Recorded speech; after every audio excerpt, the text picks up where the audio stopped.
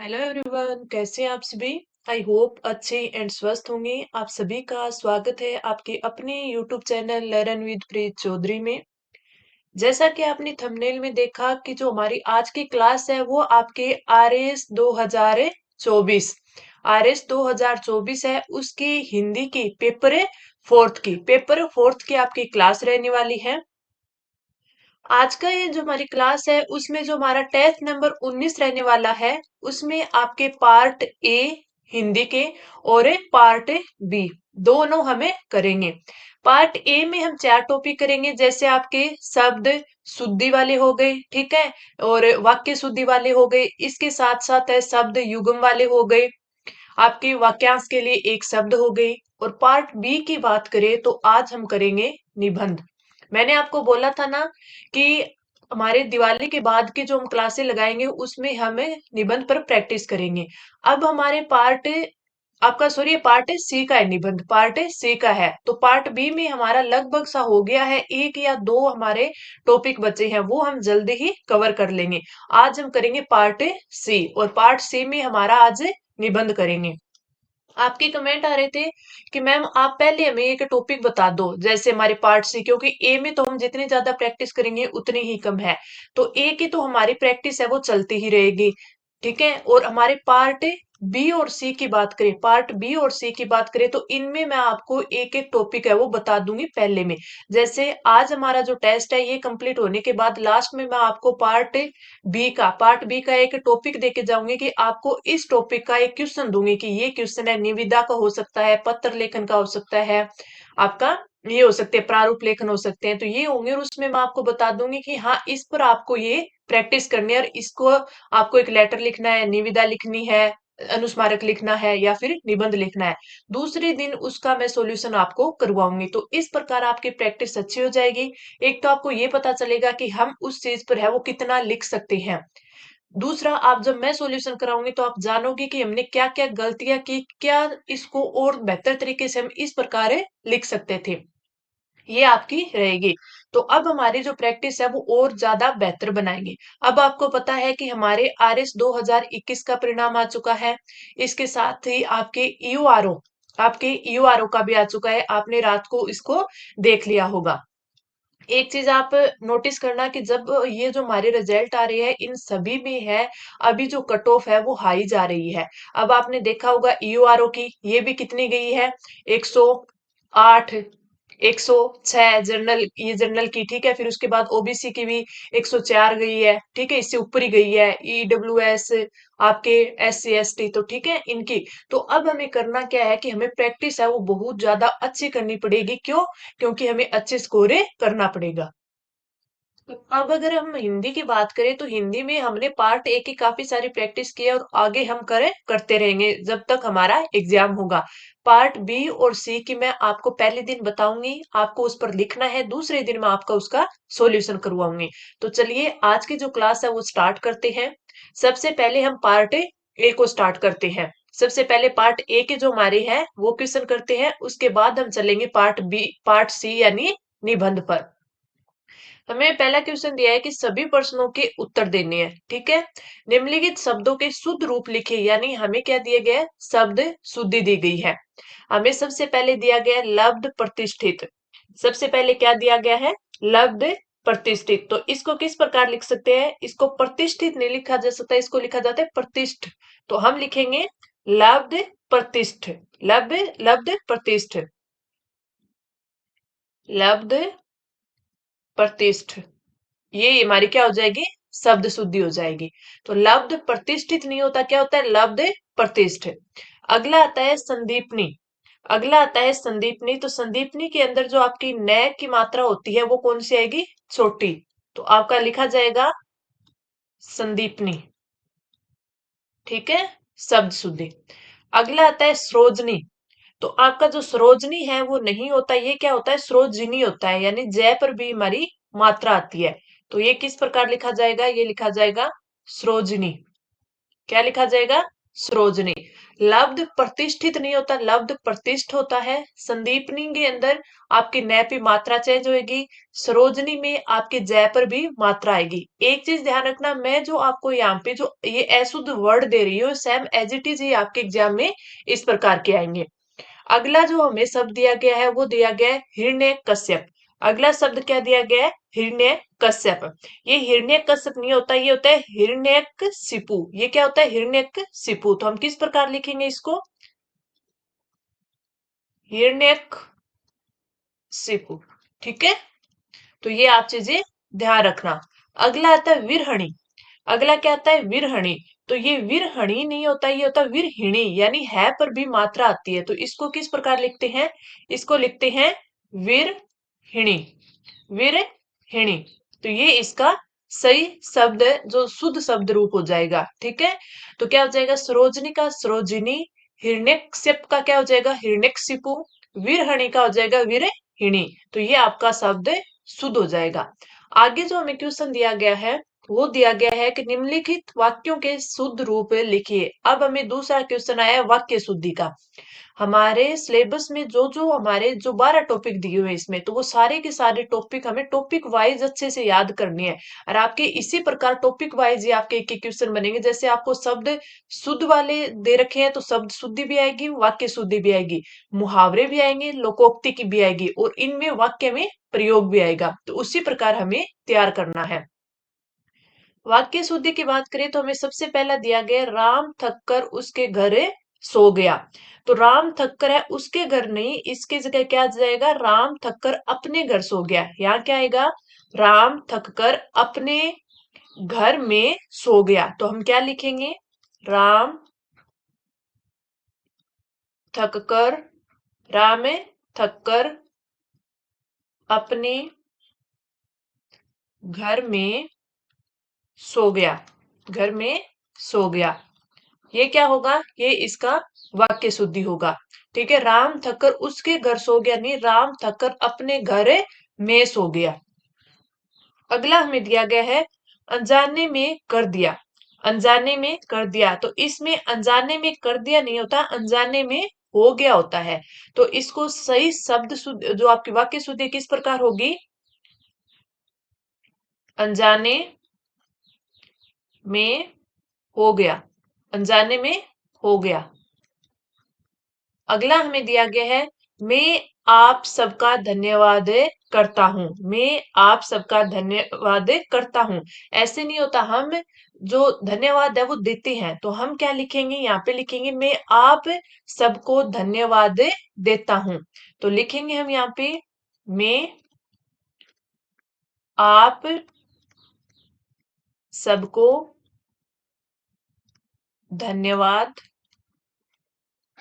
देता हूं।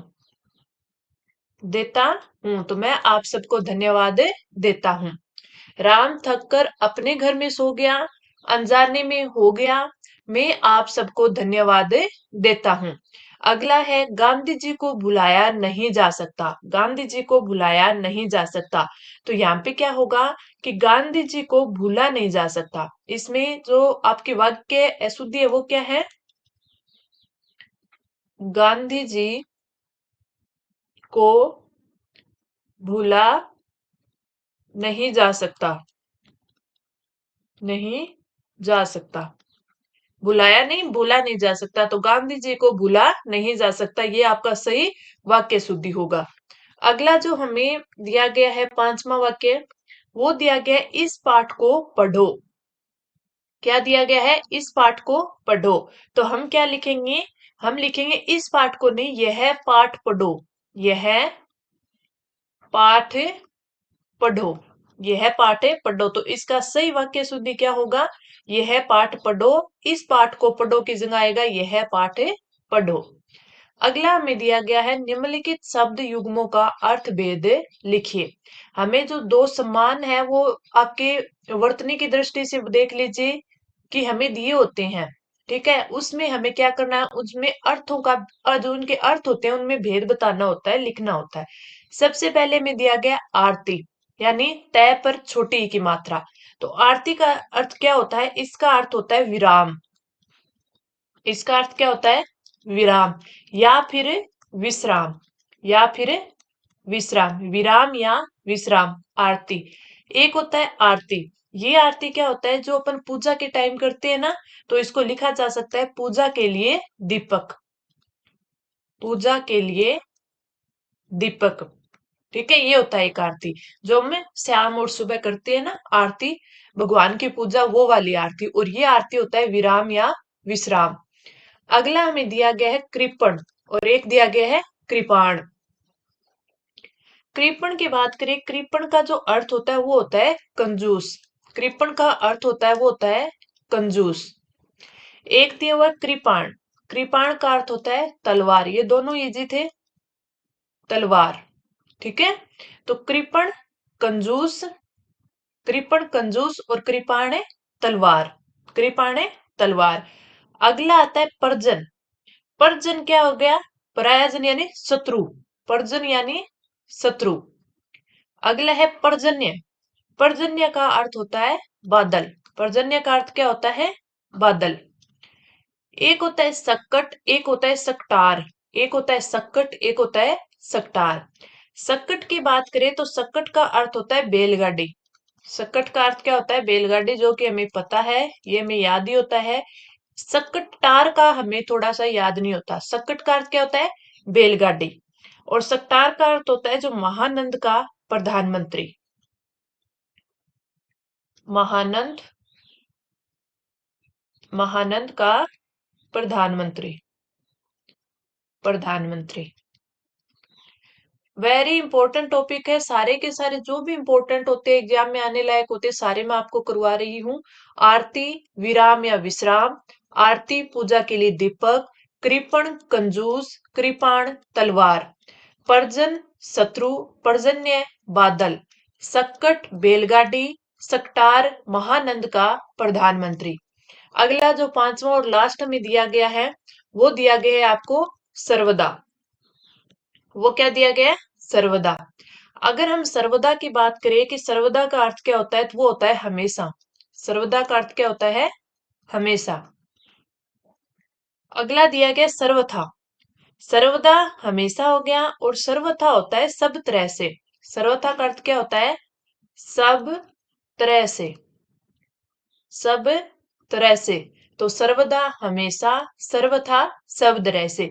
यहाँ पे हमारे जो शब्द युगम है वो कंप्लीट होते हैं। शब्द युगम का क्वेश्चन है वो कंप्लीट होता है। अब हमारा आता है निम्नलिखित वाक्यांशों के लिए एक सार्थक शब्द है वो लिखना है। ठीक है, अनुसंधान करने की इच्छा, अनुसंधान करने की इच्छा।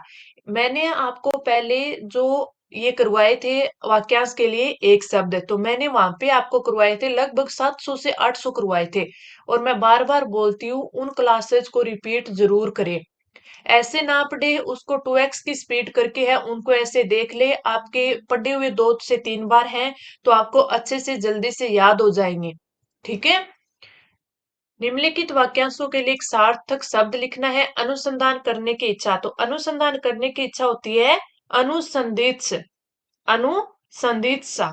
तो अपन किस प्रकार लिखेंगे? इसको लिखेंगे अनुसंधित्सा, अनुसंधित्सा, अनुसंधान करने की इच्छा, अनुसंधित्सा। अगला बढ़ते हैं आगे। अगला हमें दे रखा है भाव को छिपाना, भाव को छिपाना। तो भाव को छिपाना होता है अवहिता, भाव को छिपाना होता है अवहिता। ते आधा, थे आ की मात्रा, अवहिता, भाव को छिपाना। घर के सामने का मंच, घर के सामने का मंच, तो वो होता है आलिंद। वो क्या होता है? वो होता है आलिंद, आलिंद। इसमें आ पर ये जो है बिंदी नहीं होती आपकी, यहाँ पे होता है ले पर। ठीक है, आलिंद। जो जीतने योग्य हो, जो जीतने योग्य हो तो वो हो जाएगा जे, जो जीतने योग्य हो जे। जो धारण करती है वह है, जो धारण करती है वह है, वो होती है धारित्री। और ये शब्द शुद्धि में भी आता है, इसमें क्या दिया जाता है आपको? ऐसे दे देता है धारित्री, जो कि आपके गलत हो जाता है। सही क्या होता है? धारयित्री, यानी यह पे आपके छोटी ई की मात्रा, धारयित्री, ये आपका सही वर्ड होता है। ठीक है, तो ये शब्द में भी आता है, यहाँ पर भी आता है, तो दोनों हिसाब से आपको याद करना है। जो धारण करती है वह है धारयित्री। भाव को छिपाना अवहिता, घर के सामने का मंच अलिंद, जो जीतने योग्य हो जय, जो धारण करती है वह है धारियत्री। अगला जो हमारा क्वेश्चन है वो होता है समाज में मीडिया की भूमिका पर निबंध, यानी ये हमारा जो क्वेश्चन आ गया पार्ट सी का। यहाँ से मैं आपको पार्ट सी है वो कंप्लीट करवाती हूँ। पार्ट सी आज हम है वो स्टार्ट करने जा रहे हैं। इसमें हम देखेंगे कि हमें क्या क्या चीज है वो किस प्रकार है वो लिखनी है। ठीक है, क्या चीज को हम निबंध में है वो ऐड करें, क्या चीजें हैं वो छोड़ने लायक होती है, कहाँ से स्टार्ट करना होता है, उसकी जो रूपरेखा है वो किस प्रकार हमें पहले बनानी होती है, कितने टाइम में हम उसको लिख सकते हैं। तो आप सभी को पता है कि जो आपका पार्ट सी का जो निबंध आता है वो कितने का होता है? वो 250 शब्द में हमें लिखना होता है और 20 अंकों का होता है।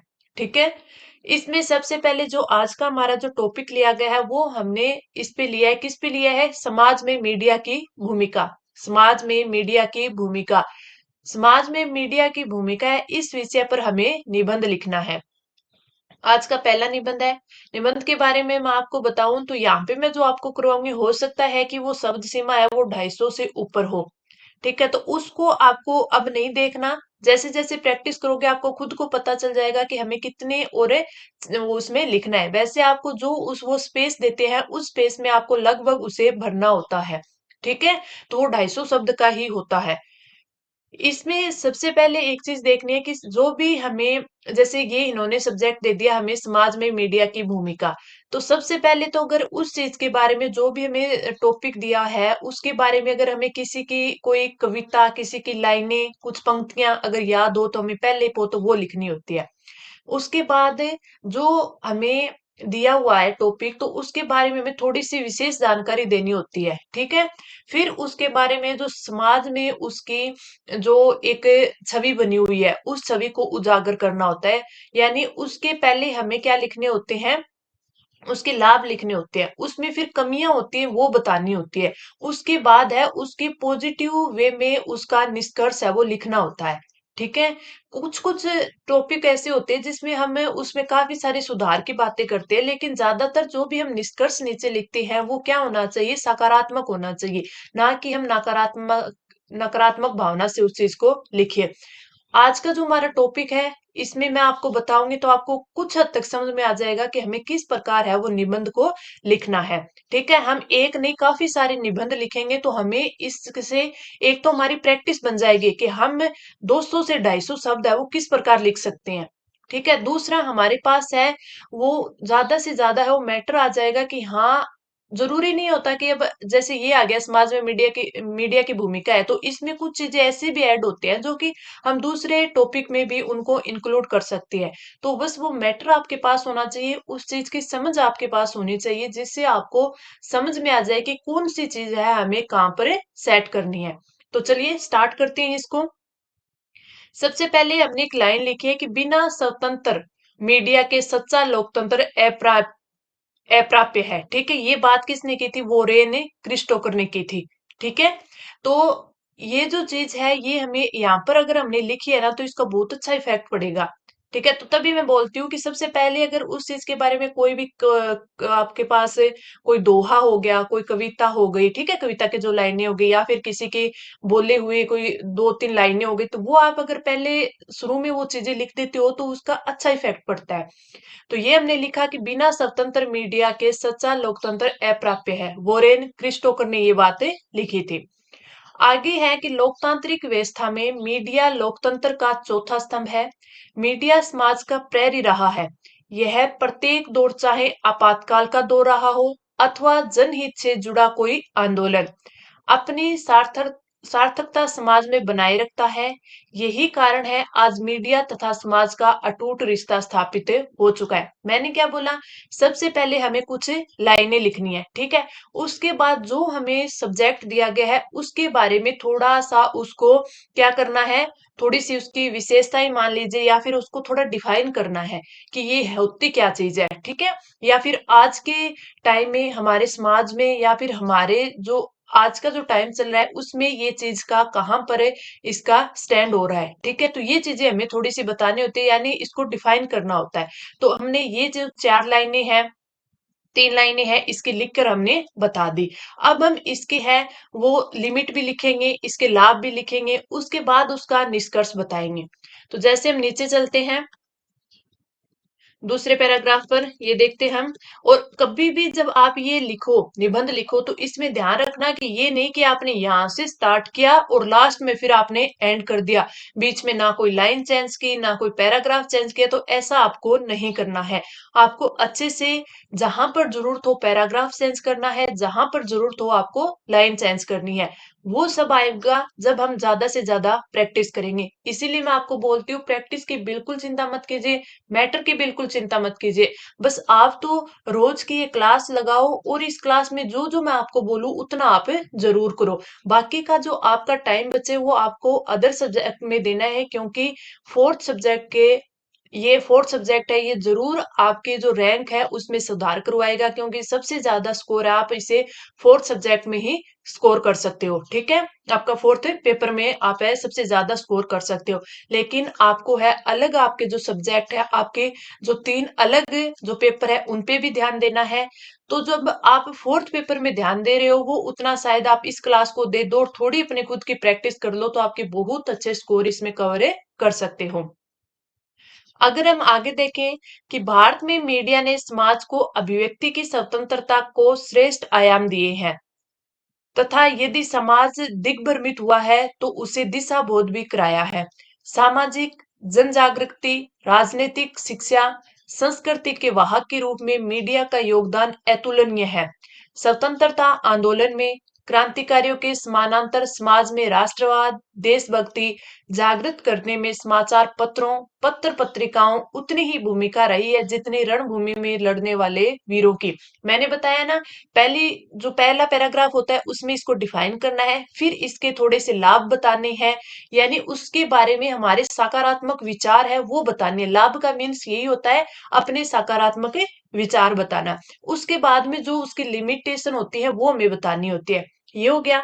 आगे हम बोलते हैं, अपना लिखते हैं कि गुलामियों की बेड़ियों में क्या लिखना है। गुलामियों की बेड़ियों से मुक्त होने के पश्चात भारतीय समाज में मीडिया की जो भूमिका है वो और बढ़ गई, तथा एक सशक्त समाज के निर्माण में मीडिया का दायित्व अधिक हो गया। आधुनिक काल में मीडिया लोकतंत्र को जड़ों को अभिव्यक्ति की स्वतंत्रता, सरकार की जवाबदेहिता, जनता के कर्तव्यों, अधिकारों इत्यादि संवैधानिक मूल्यों से सींच रहा है, ठीक है। यानी ये इसकी क्या बता रहा है, आपको विशेषता बता रहा है मीडिया की, ठीक है। फिर अगला इसने बताया है 3 तलाक को कानूनी अधिकार दिलाने, अरुणा शान को यूथेनेसिया प्रदान करने, समलैंगिकता जैसे मुद्दों पर कानून बनाने में मीडिया ने समाज अधिकारों की रक्षा के साथ आधुनिक मूल्यों का पोषण भी दिया है, ठीक है। यहाँ पे इसकी क्या बता रहे हैं, हमें विशेषताएं बता रही है, ठीक है। आगे हम बढ़ते हैं। अगला बताएंगे कि आज मीडिया एक पिछड़े आदिवासी जनजाति को जहां संगठित कर रहा है, वहीं जनता की मुख्य धारा से जोड़ भी रहा है। यूट्यूब इत्यादि सोशल मीडिया अनेक युवाओं को आर्थिक रूप से सहायता प्रदान करने के साथ उनकी छिपी प्रतिभा को प्रस्तुत कर रहा है। स्कूलों में समाज में होने वाली छुआछूत, जातिवाद इत्यादि के विरुद्ध मीडिया स्वतः जनमत तैयार करने में सक्षम है। ये था हाल ही में राजस्थान में दलित विद्यार्थी की पिटाई से मौत के बाद मीडिया ने जनता को इसके विरुद्ध खड़ा किया।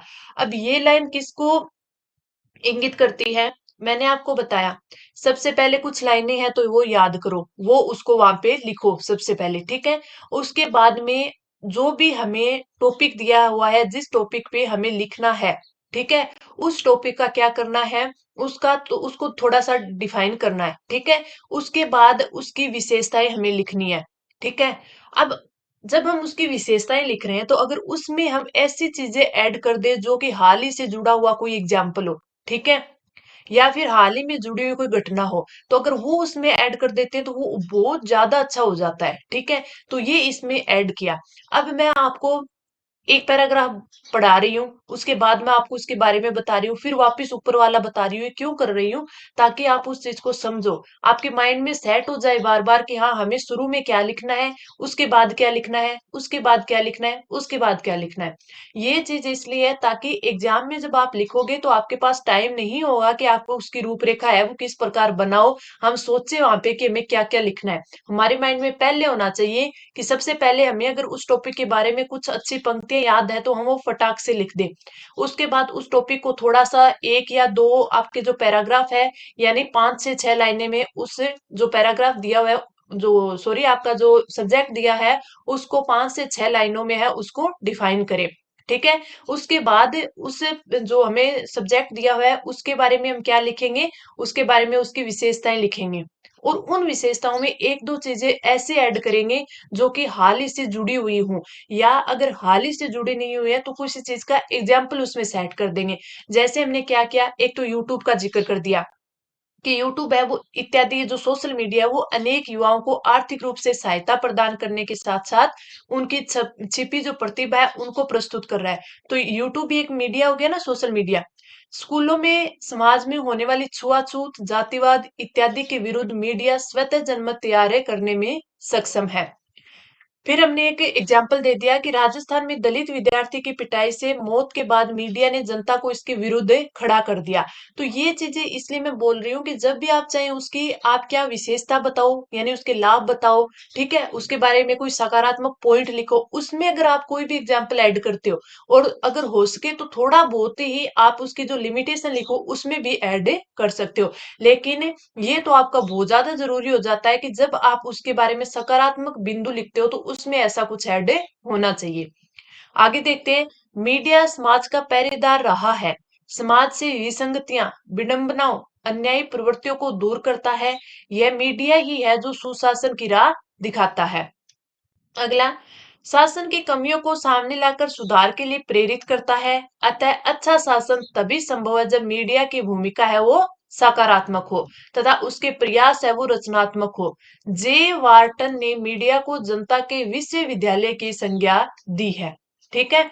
अब एक चीज देखो, हमने जब स्टार्ट किया तब हमने किसी की लाइन लिखी, ठीक है, कोई लेखक हो गया उनकी हमने रचनाकार हो गया उनकी लाइन लिख दी, ठीक है। फिर अब हम जब इसकी विशेषताएं बता रहे थे तो हमने इसकी विशेषताएं वो 2 से 3 पैराग्राफ में बताई, ठीक है, यानी इसके लिए जो सकारात्मक बिंदु है हमने लिखे, जो सकारात्मक बिंदु यहाँ पे डिफाइन किए उसमें भी हमने एक जिक्र किया। उसके तुरंत बाद अगर हम इसके जो लिमिटेशन है वो लिखना स्टार्ट करते हैं तो भी हम एक चीज के बारे में है वो लिख सकते हैं। यहाँ पे हमने जो ये लाइन है वो यहाँ पे ऐड की है, तो इसके बाद में अब मीडिया को जनता के विश्वविद्यालय की संज्ञा दी है। अब इसके आगे हम थोड़ी सी इसकी जो लिमिटेशन है, कमियां हैं, वो आगे हम बताएंगे। तो इसलिए इस चीज को इसमें ऐड किया है ताकि ये अच्छे से इसमें डिफाइन हो पाए। जे वार्टन ने मीडिया को जनता के विश्वविद्यालय की संज्ञा दी है, परंतु आज के दौर में मीडिया भी कहीं न कहीं पाश्चात्य मूल्यों के अंधानुकरण करने, राजनीतिक के दूषण से ग्रसित होकर फेक न्यूज फैलाने में संलग्न है। ठीक है, यहाँ पर इसकी थोड़ी सी कमियां हमें उजागर कर रहे हैं, यानी इसका जो नकारात्मक पॉइंट है वो भी हमें बता रही हैं।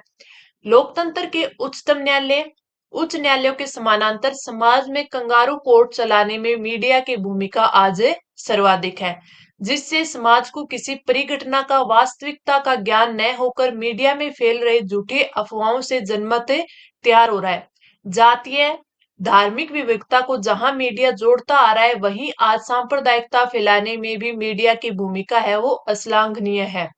सोशल मीडिया में पश्चिमी सांस्कृतिक मूल्यों का प्रचार हो रहा है।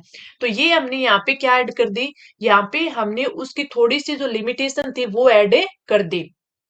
आगे क्या लिखा, जिससे समाज में अश्लीलता, भारतीय संस्कृति के मूल्यों का ह्रास, सामाजिक विघटन, तलाक जैसी प्रवृत्तियों में वृद्धि हुई है। फिर भी मीडिया ने भारतीय नारी को सशक्त करने, वसुधैव कुटुंब की अवधारणा को साकार करने तथा लोक संस्कृति, कला, गायन, नृत्य इत्यादि के विकास के अपने ढंग से सहयोग किया है। मैंने आपको क्या बोला कि हमें इसकी जो कमी है वो हमें बतानी है। ठीक है, कमी बतानी है, लेकिन इतनी नहीं। यानी इसका जो एक नकारात्मक पॉइंट है, ठीक है, इसका जो नकारात्मक पॉइंट है वो हमें इसका उजागर करना है। ठीक है, लेकिन उसमें कुछ हद तक है हमें सकारात्मकता की संभावनाएं दिखानी है। ठीक है, तो अब हमने ये लिखा ना कि ये पश्चिमी सांस्कृतिक मूल्यों का प्रसार हो रहा है, लेकिन जिससे समाज में अश्लीलता, भारतीय संस्कृति के मूल्यों का ह्रास, सामाजिक विघटन, तलाक जैसी प्रवृत्तियों में वृद्धि हुई है। यानी हमने उस चीज को बताया है कि हाँ इससे ये हो रहा है, लेकिन आगे हम फिर हमने इसको सकारात्मक मोड़ दे दिया, ताकि जो पढ़ने वाला हो वो समझे कि हाँ हम सिर्फ इसकी है वो कमियां नहीं दिखा रहे।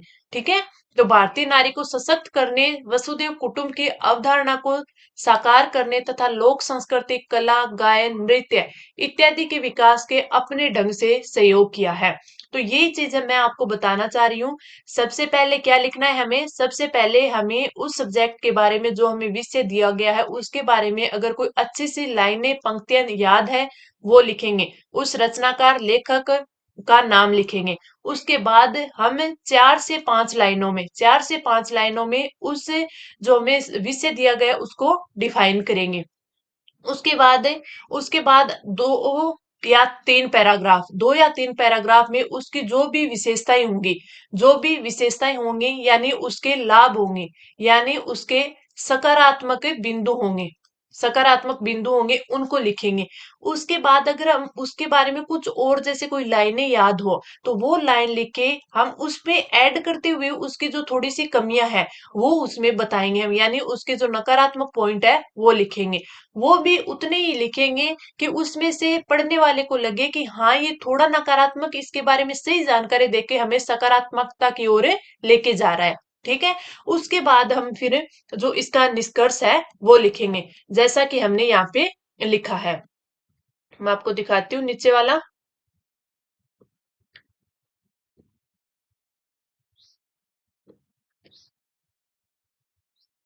ये देखिए,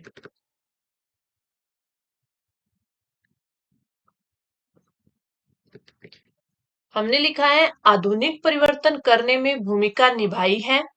क्या? समाज को गतिशीलता प्रदान कर सामाजिक मूल्यों में आधुनिक परिवर्तन करने में भूमिका निभाई है। सामाजिक तमस को दूर कर समाज को उजियारे की सौगात दी है।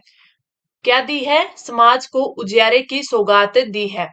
इसके बाद हम अगर हमें कुछ एक दो लाइनें और याद है तो वो हम लिखते हैं, जिसे इसी संदर्भ में जिम मॉरिसन ने ठीक ही कहा है, जो मीडिया को नियंत्रित करता है वही दिमाग को नियंत्रित करता है। तो अब आपको इसमें देखा है तो मैंने 3 लेखक मान लो, ठीक है, रचनाकार मान लो, उनकी बातें लिखी हैं।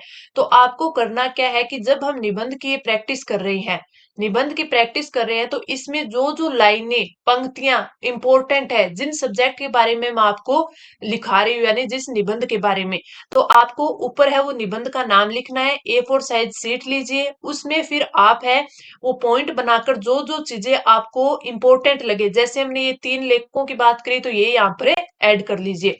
अंदर की जो चीजें हैं वो अपने वर्ड्स में हम लिख सकते हैं अगर हमारी समझी हुई होती है। बस हमें उसको काफी अच्छा बनाने के लिए ये चीजें हमें याद होनी चाहिए, लाइनें, पंक्तियां, दोहा, जो भी चीजें हैं वो हमें याद होनी चाहिए। तो वो आप नोट कर लेना। जैसे A4 साइज की सीट ली तो एक पर है वो 5 से 6 आपके निबंध आ जाएंगे, और इस प्रकार मैं आपको काफी सारी प्रैक्टिस करवाऊंगी तो आपका जो मैटर है वो काफी सारा हो जाएगा। एक तो इससे ये होगा कि हमें वो चीजें याद रह जाएंगी। दूसरी क्या होगा कि जैसे हमने कोई सब्जेक्ट लिया, जैसे आज मीडिया का लिया है, ठीक है, तो इसमें जो 3 लाइनें लिखी है जरूरी नहीं है कि इसी में काम आए, आगे हमारे कोई और भी जो आपका पलवन होता है उसमें भी काम आ सकती है। ठीक है, या फिर हमारे पलवन के अलावा निबंध का भी कोई और टॉपिक होगा जिसमें इससे रिलेटेड हो तो वो भी इसमें आपके काम आ सकते हैं, तो इनको आप नोट कर लेना।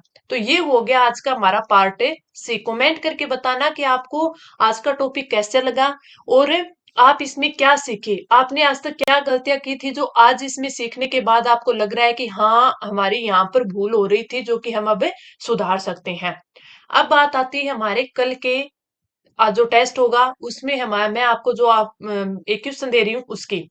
सहायक निदेशक सामाजिक न्याय सामाजिक न्याय एवं अधिकारिता विभाग सीकर की ओर से विभाग के अधीन छात्रावासों के लिए फर्नीचर बनवाने हेतु निविदा पत्र लिखिए। ठीक है, ये निविदा पत्र लिखना है यानी आपको निविदा है उसकी प्रैक्टिस करनी है। मैंने आपको बता दिया किसकी ओर से, कौन से आपके विभाग की ओर से है, वो किसके लिए लिखनी है। तो इस निविदा को आप अपने ढंग से लिखिए कि आप इसमें क्या क्या है वो इंक्लूड कर सकते हैं, किस प्रकार इसको लिखेंगे। मैंने आपको निविदा है वो लिखनी सिखाई दी थी।